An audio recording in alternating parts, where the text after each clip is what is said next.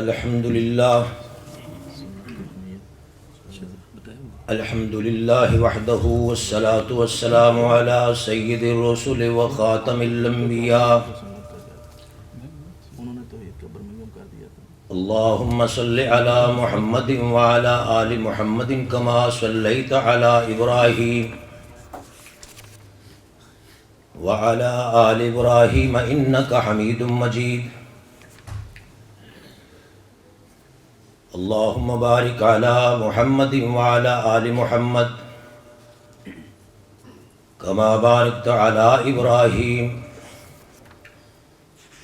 وعلى آل إبراهيم إنك حميد مجيد أما بعد فأعوذ بالله من الشيطان الرجيم بسم الله الرحمن الرحيم وقضى ربك ألا تعبدوا إلا إياه وبالوالدين إحسانا صدق الله مولانا العظيم.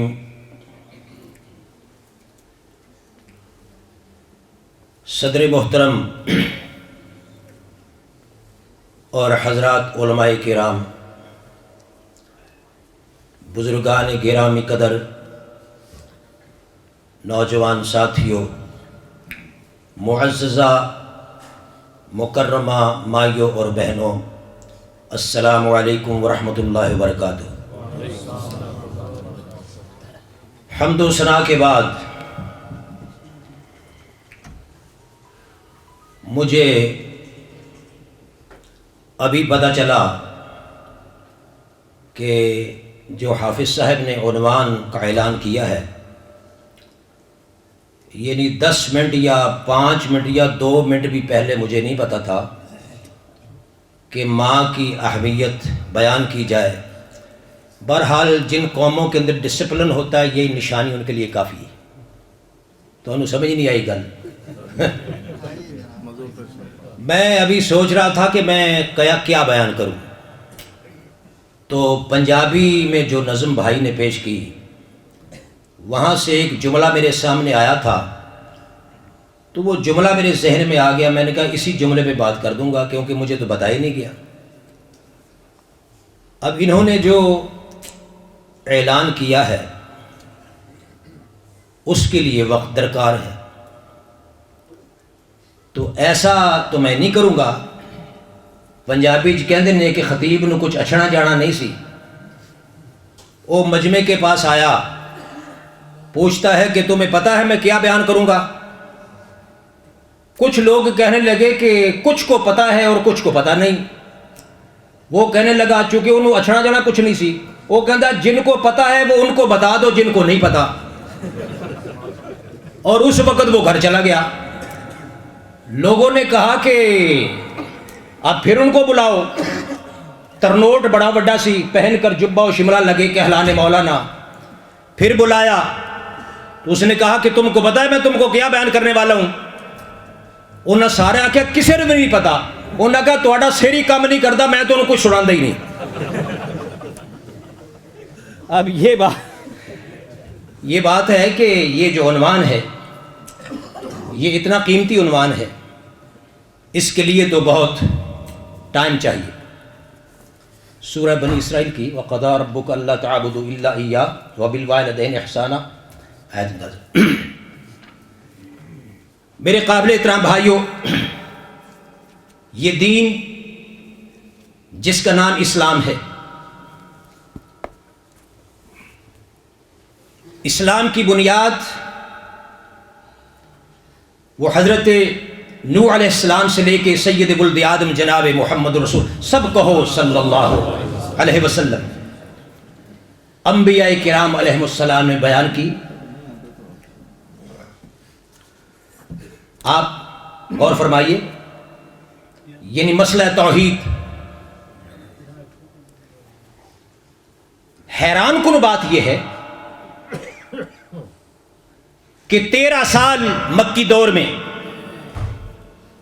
حج کا بیان نہیں، روزے کا بیان نہیں، زکوٰۃ کا بیان نہیں، 11 سال نماز کا بیان نہیں. مکی دور میں رسول رحمت سید ولد آدم جناب محمد الرسول اللہ، آدھے لوگ بولتے ہو آپ محمد صلی اللہ علیہ وسلم. 11 سال نماز کا حکم نہیں، 13 سال روزے کا حکم نہیں، 13 سال نماز کا حکم نہیں، 11 سال نماز کا حکم نہیں، 13 سال حج کا ذکر نہیں، 13 سال روزے کا ذکر نہیں، 13 سال زکوٰۃ کا حکم نہیں، 11 سال نماز کا حکم نہیں. تو وہ کون سا دین تھا جو سید ولد آدم جناب محمد الرسول اللہ سناتے رہے لوگوں کو؟ میرے دوستو، اللہ کی وحدانیت، اللہ کی توحید، قرآن مجید کی صداقت، مرنے کے بعد ہم نے اٹھنا ہے، اور رسول اکرم صلی اللہ علیہ وسلم کی رسالت کے دلائل. آپ حیران ہوں گے، ابھی جو حافظ صاحب نے اعلان کیا یہ میں موضوع بیان کروں، ابھی اللہ نے میرے ذہن میں ایک بات ڈالی کہ سب سے پہلے عقیدہ توحید کا حکم آیا. عقیدہ توحید کے بعد نماز کا بھی آرڈر نہیں، عقیدہ توحید کے بعد روزے کا بھی حکم نہیں، عقیدہ توحید کے بعد حج کا بھی ذکر نہیں، عقیدہ توحید کے بعد روزے کا بھی حکم نہیں. تو پھر کس کا حکم ہے؟ عقیدہ توحید کے بعد قرآن پاک سن لیجئے، آپ خود غور فرمائیے کس کا حکم ہے. قرآن پاک یہ نقشہ کھینچتا ہے، فرمایا کہ وَقَضَىٰ رَبُّكَ أَلَّا تَعْبُدُوا إِلَّا إِيَّاهُ. شکر ہے تو اڈے مجموعی سبحان اللہ دی ماشاءاللہ آواز آئی ہے، کیا بات ہے.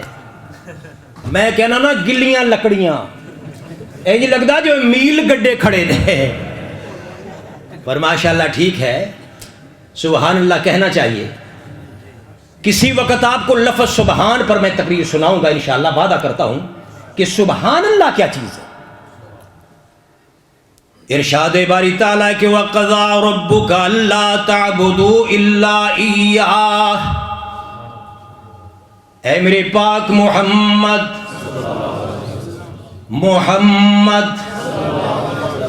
لوگ کہندے نے درود نہیں پڑھتے، یہ تو پڑھ رہے ہیں. پیارے شفیق صاحب اگلا جملہ کہتے ہیں نہ فاتحہ نہ درود، اگے کھور کہندے نے مر گیا. تو میں ثابت کرتا ہوں یہ کس پہ فٹ آتا ہے. میں کہتا ہوں کہ فاتحہ کا بغیر تو نماز ہی نہیں. ٹھیک ہے، فاتحہ کے بغیر نماز، بل ہاتھ کھڑے کرو کیڑا کیڑا عقیدہ ہے فاتحہ کے بغیر نماز نہیں. تو فاتحہ آپ ضروری پڑھتے ہیں نا. اچھا اب رہی درود شریف، درود شریف کے بغیر نماز ہو جاتی ہے؟ بولو تو صحیح. لوگوں کی کتابوں میں لکھا ہوا ہے کہ درود کے بغیر نماز ہو جاتی ہے. ہماری نماز نہ فاتحہ کے بغیر ہو نہ درود کے بغیر ہو. فیصلہ تو کر، مر گیا مردود، فاتحہ نہ درود کس تے پھٹن دی گل. اور نہیں سمجھی گل، اوے اللہ کرے تینوں سمجھ آ جائے پتہ میں کی کہہ رہا. اور میں سیف البلوغ تو نہیں پڑھ رہا. وہ ملا جو تو پڑھتا ہے نا جڑی آپ نو بھی سمجھ وہ معرفت دے کھو کھاتے پا چھڑتا ہے. محمد یہ تو پڑھ رہے نے، محمد اے خوشا زباں پہ اجازت ہے، محمد اے خوشا زباں پہ صلی علی. یہ کس کا نام آیا کہ تیرے نام جبریل امین لے کر سلام آیا.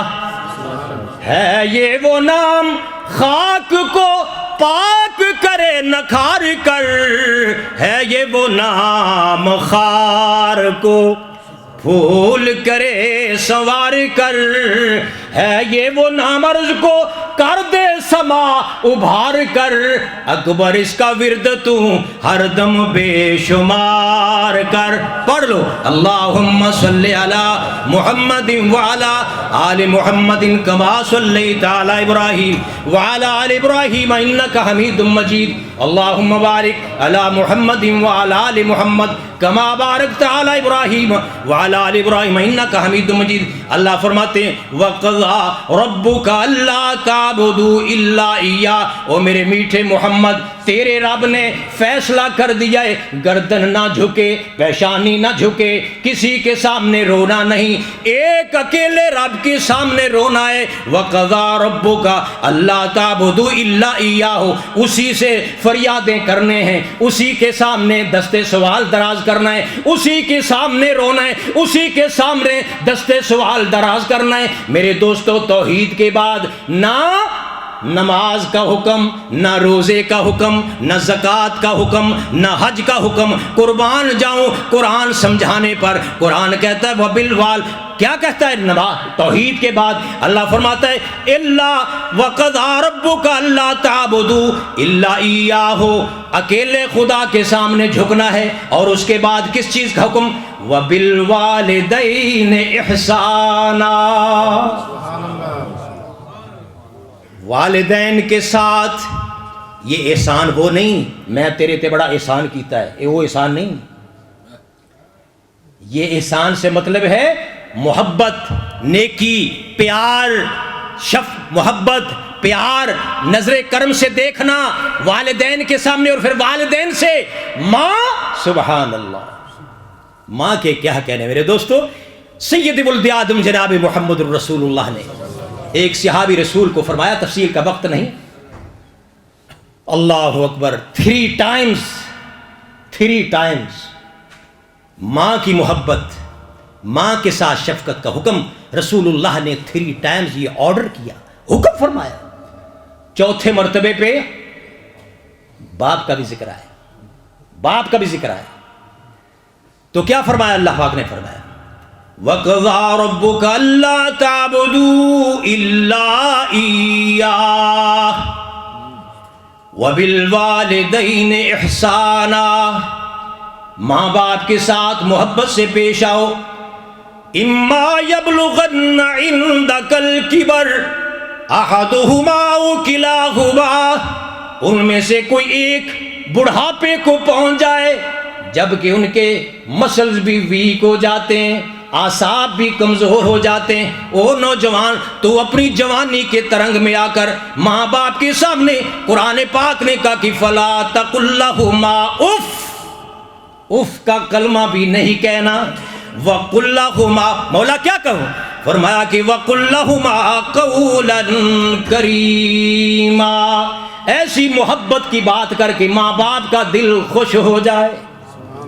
او نوجوان، جہاں تک امی جان کا تعلق ہے، او نوجوان تیری جوانی کو میرا رب سلامت رکھے، کبھی غور کیا کر رات کے وقت اپنی طفلگی کے زمانے میں، بچپن کے اندر جب بسترے پہ پیشاب کر دیا کرتا تھا، اللہ اکبر، جب بسترے پہ پیشاب کر دیا کرتا تھا، ماں کے اندر اللہ نے ایسی محبت رکھی۔ اور ابھی حافظ صاحب مجھے بات یاد آئی، کیا خوب کہا، حضرت ابو الکلام کی بات مجھے یاد آئی۔ حضرت ابو الکلام امام الحمد فرماتے ہیں او لوگو، تم ساری زندگی احسانات ماں کے بھول سکتے ہو، ابو الکلام کہتے ہیں تیرے بچپن کی چھوٹی چھوٹی مسکراہٹ کو بھی ماں کبھی نہیں بھولا کرتی، ماں کبھی نہیں بھولا کرتی۔ او نوجوان، جوانی کے ترنگ میں آ کر اماں کا دل دکھانے والے، ابو کا دل دکھانے والے، کبھی سوچا کر جب بسترے پیشاب کرنے والے جہاں تو کیا کرتا تھا، گیلی جگہ پر تیری اماں تجھے لٹا دیا نہیں لٹاتی تھی، گیلی جگہ ماں خود لے لیتی تھی اور تجھے خشک جگہ پہ لٹاتی تھی، کہیں میرے نور نظر کو تکلیف نہ ہو جائے۔ لیکن اب ماں تو جوان ہوا، اب امی جان بلاتی ہے، اور پتہ کی کہتا ہے چھٹو، یہ پرانے زمانے دے لوگ نے، یہ پرانے زمانے دی، امی بھی پرانے زمانے دیئے تے ابو بھی پرانے زمانے دا۔ کئی ایسے بے غیرت افیسر ہیں، وہ باپ آیا تو چونکہ کرسی پہ بیٹھا ہے.